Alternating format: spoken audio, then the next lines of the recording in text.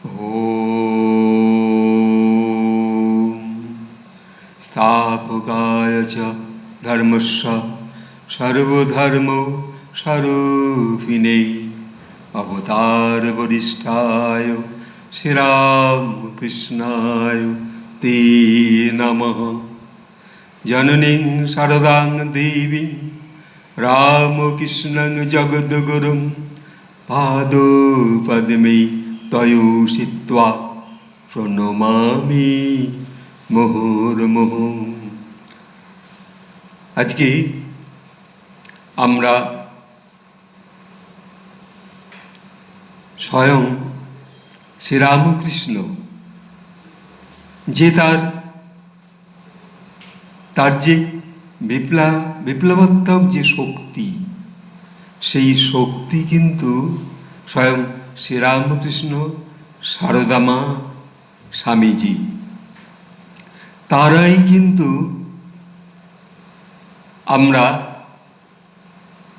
সত্য অনুভব করি যে প্রকৃত এই বিপ্লব শক্তির যেন একটা অধ্যাত্মের বীজ মন্ত্র, যেন একটা অধ্যাত্মের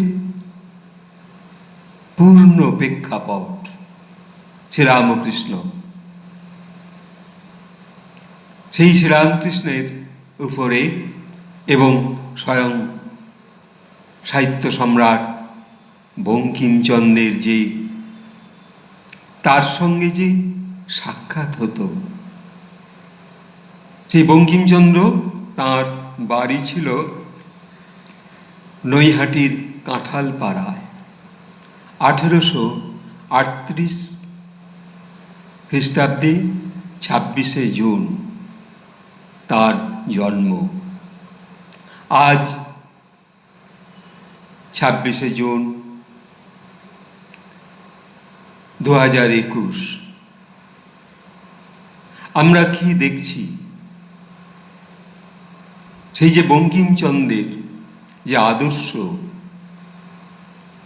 সেই আদর্শ ছিল ভারতবর্ষকে মুক্ত করা, বিপ্লব শক্তির মধ্যে সমগ্র ছাত্রদের এবং সকলকে দেশ ও মাতৃকার জীবনে নিজের জীবনকে উৎসর্গ করবার জন্য সেই ঋষি বঙ্কিমচন্দ্রের আদর্শই ছিল।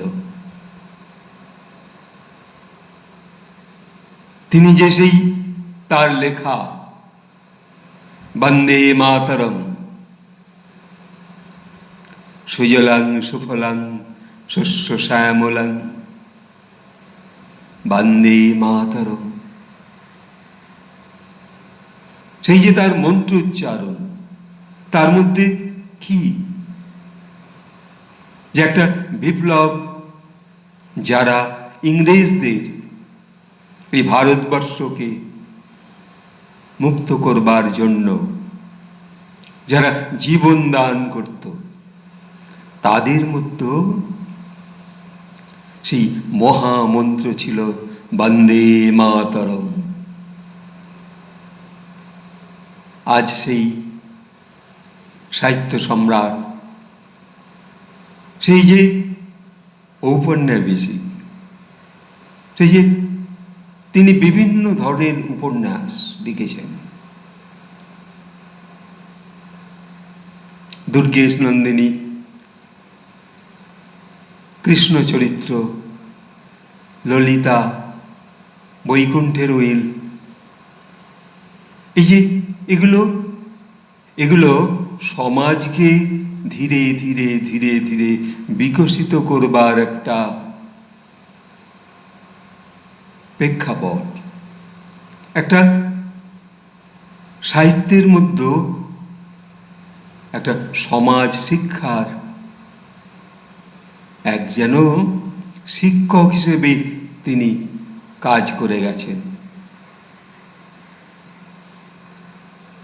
সেই তখন থেকেই তার মধ্যে সেই শক্তি জাগরিত হয়েছিল সাহিত্যের মধ্য দিয়ে। সেই সাহিত্যের শক্তিকে আজকে এই বিপ্লব শক্তির যারা জীবন দান করে গেছে,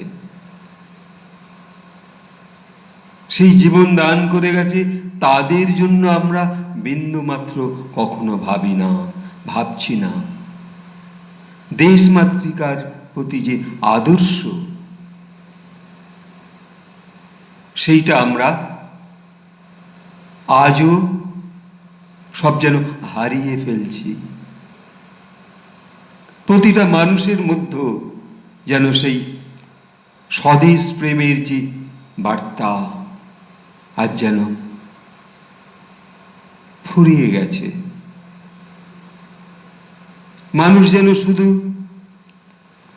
অর্থের প্রতি তার এই লোভ লালসা বাড়তে বাড়তে কোথায় পৌঁছেছে। কিন্তু যে বীজ মন্ত্র তিনি দিয়ে গেলেন, সেই বন্দে মাতরম, সেই বীজ মন্ত্র যেমন স্বয়ং শ্রীরামকৃষ্ণ দেব, তিনিও এই সমগ্র বিশ্বকে জাগরিত করেছিলেন, এই ভারত মাতাকে জাগরিত করেছিলেন বিপ্লবীদের মধ্যেও। মা ভবতারিণী যেন সেই ভারত মাতার যেন একটা শক্তিরূপ। শ্রীরামকৃষ্ণ সেই আদর্শে সকলকে সেবা, সমস্ত জায়গায় মানুষের মধ্যে অধ্যাত্ম বোধ প্রকাশিত করবার জন্য তাঁর সেই পরম মন্ত্র ছিল যেন জয় মা, জয় মা ভবতারিণী, তুমি সেই জগজ্জননী, তুমি সেই বিশ্বমাতা।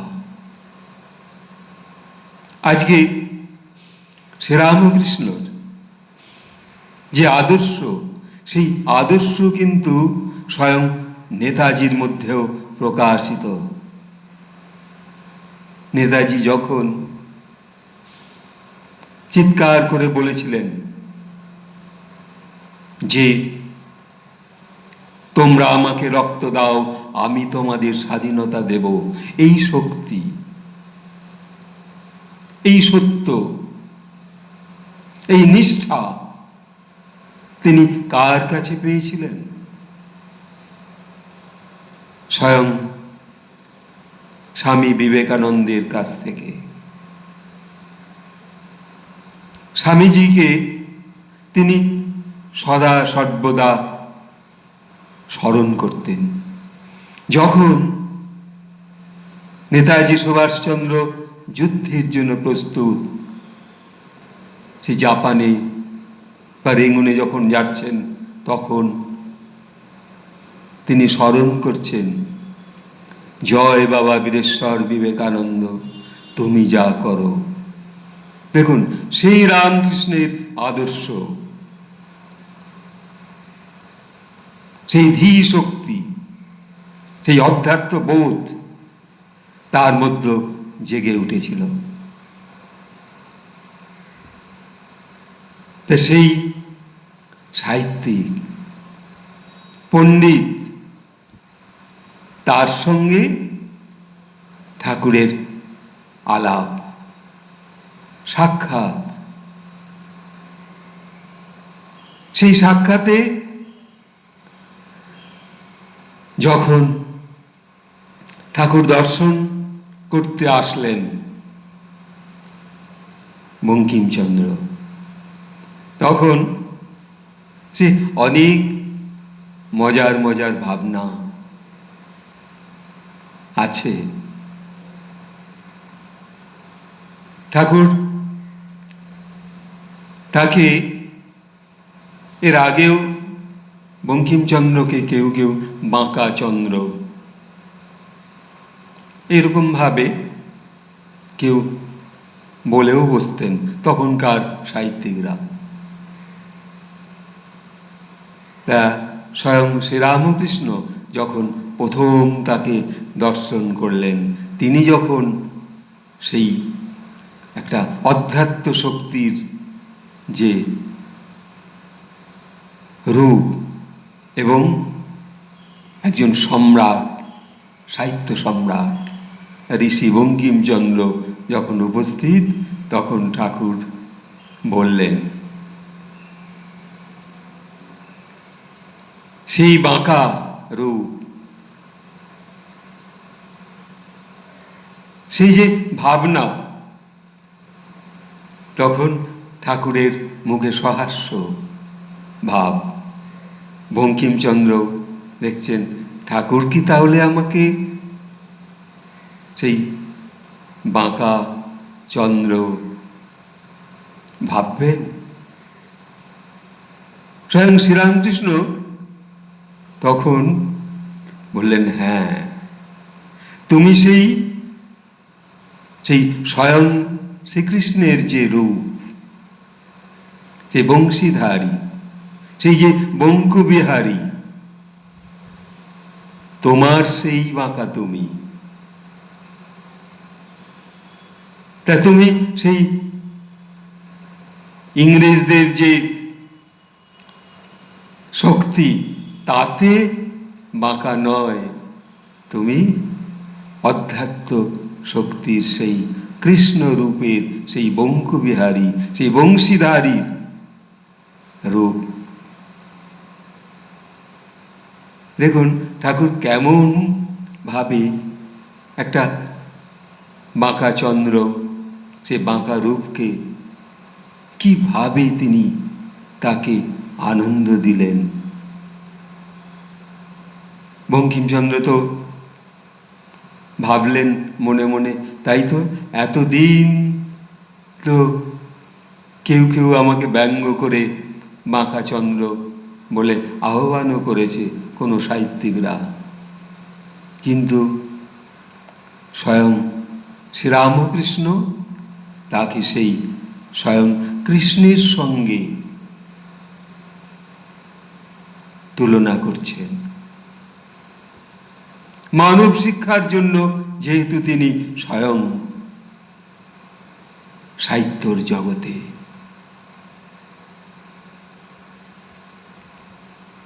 সেই বঙ্কিমচন্দ্রের যে আদর্শ, তার যে সেই কপাল কুণ্ডলার যে রূপ, একটা বিপ্লব, দেশ রক্ষার জন্য ইংরেজদের সম্মুখে যখন মৃত্যুবরণ করছে, তখন বলছে বন্দে মাতরম। ঋষি অরবিন্দ বঙ্কিমচন্দ্রের সেই বন্দে মাতরম পত্রিকার তিনি তার যে শেষ পর্যন্ত তিনি সেই ঋষি অরবিন্দ যেন একটা বন্দে মাতরম পত্রিকার একজন পরিচালক, একজন এডিটর, এবং তখনকার দিনে ওই বন্দে মাতরম পত্রিকা সকল বিপ্লবীদের মধ্যে একটা আলোড়ন সৃষ্টি করত। শেষে স্বয়ং নিবেদিতাও এই বন্দে মাতরম পত্রিকার সঙ্গে যুক্ত হয়েছিলেন শেষ সময়। এই যে বীজ মন্ত্র, ভারতবর্ষের বীজ, যে সিড,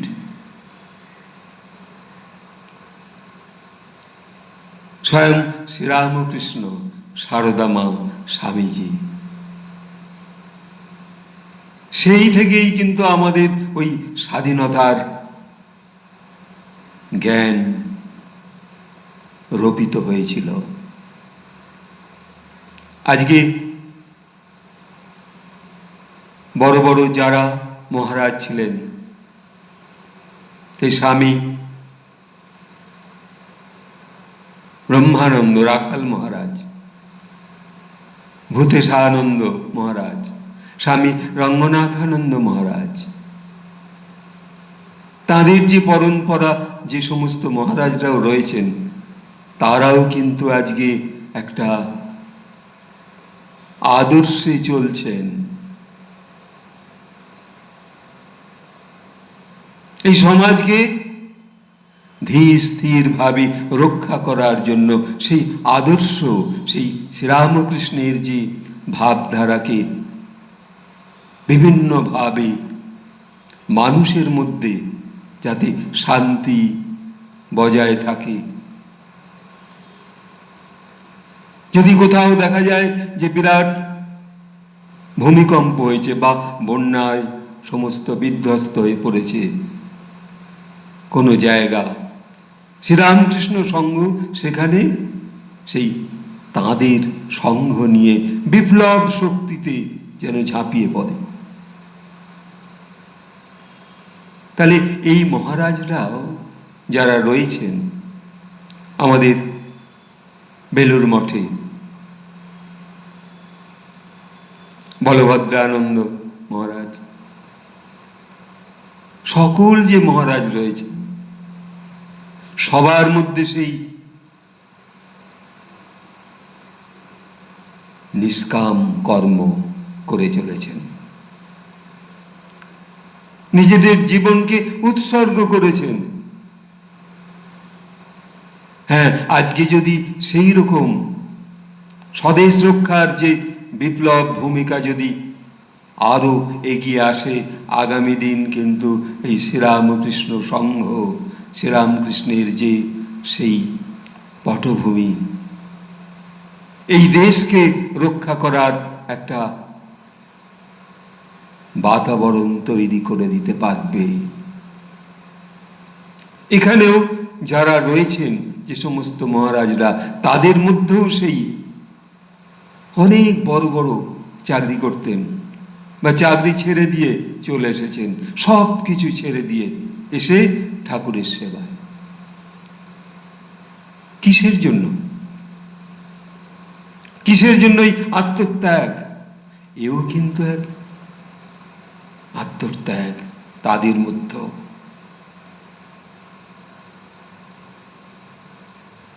তো আজকে ঋষি বঙ্কিমচন্দ্রের যে আদর্শ আমরা যদি এক বিন্দু অনুভব যদি আমাদের মধ্যে আসে, যে দেশ মাতৃকাকে আমরা আজও যে যেটুকু পারি যেভাবে হোক স্বদেশের জন্য আমরা এক পা করেও অন্তত সামান্য একটু এগিয়ে যাব। কোথায় সেই সংঘ?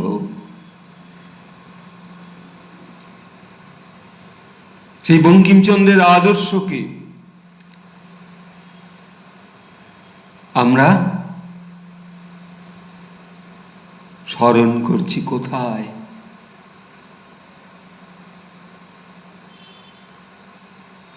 এই স্বদেশের প্রতি যে সমাজ রক্ষার যে পটভূমিকা, সেই ধীর স্থির নম্রতা, শান্ত, কেমন করে একটা স্টুডেন্টকে তৈরি করব, সে আগামী দিনে একজন প্রকৃত শিক্ষক হবে এবং নিঃস্বার্থভাবে মানুষের কাছে, মানুষের কাজে, সমাজের কাজে এগিয়ে যাবে। আজ সেই সংঘ কোথায়?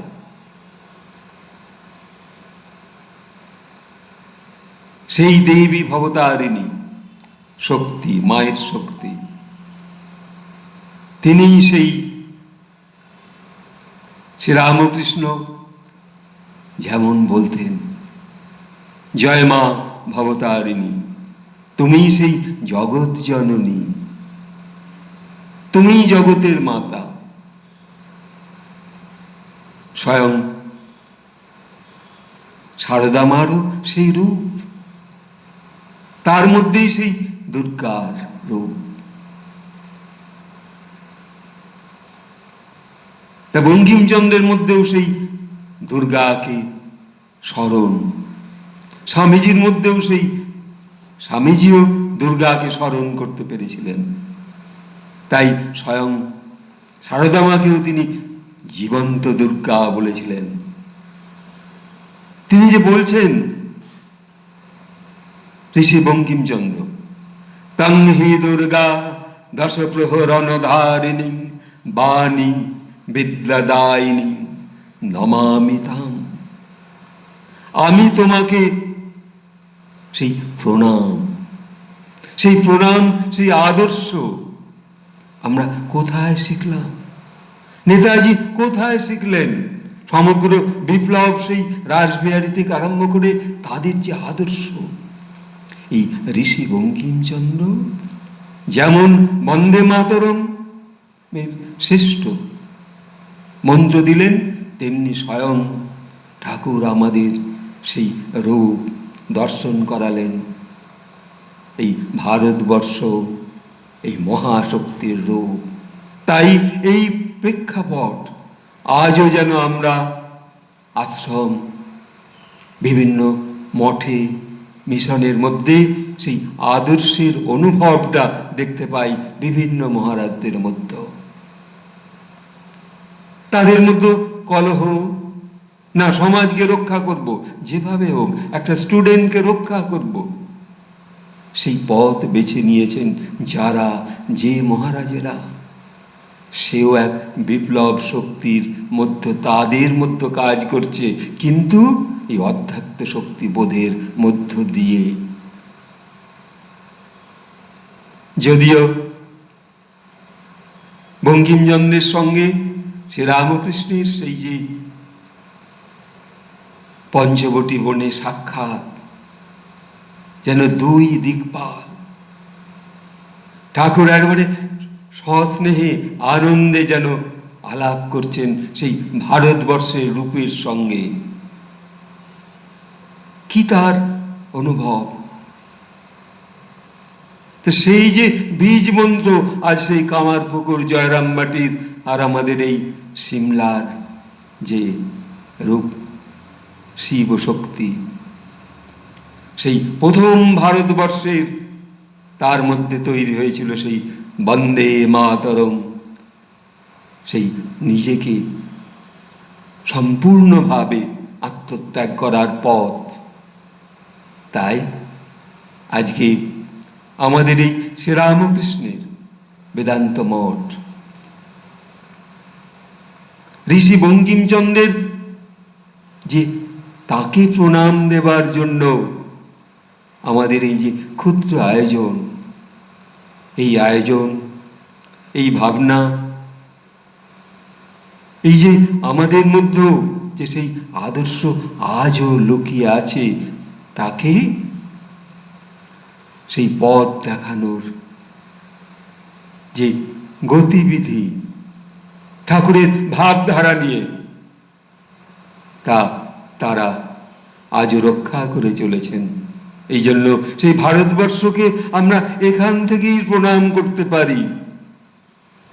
বন্দে মাতরম এই মন্ত্রে, এই দীক্ষা মন্ত্রে, এইটুকু বলে সকলকে শ্রদ্ধা ভালোবাসা জানিয়ে, আজকে মানুষের মধ্যে যেরকম একটা দুর্বিষহ অবস্থা এসে গেছে, ভয়, কিন্তু সেই অভয় বাণী তিনি দিয়ে গেছেন,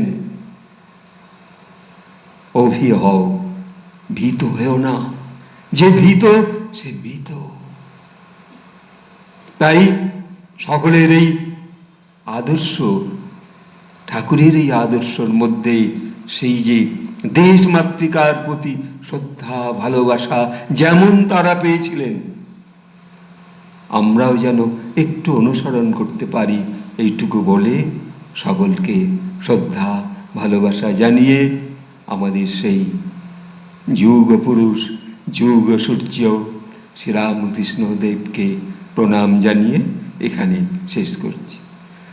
ওম संस्थापकाय च धर्मस्य सर्वधर्म स्वरूपिणे अवतार वरिष्ठाय श्री राम कृष्णाय ते नमः। जननीं शरदां देवीं रामकृष्णं जगद्गुरुं पादोपद्मे तयोषित्वा प्रणमामि मुहुर्मुहुः।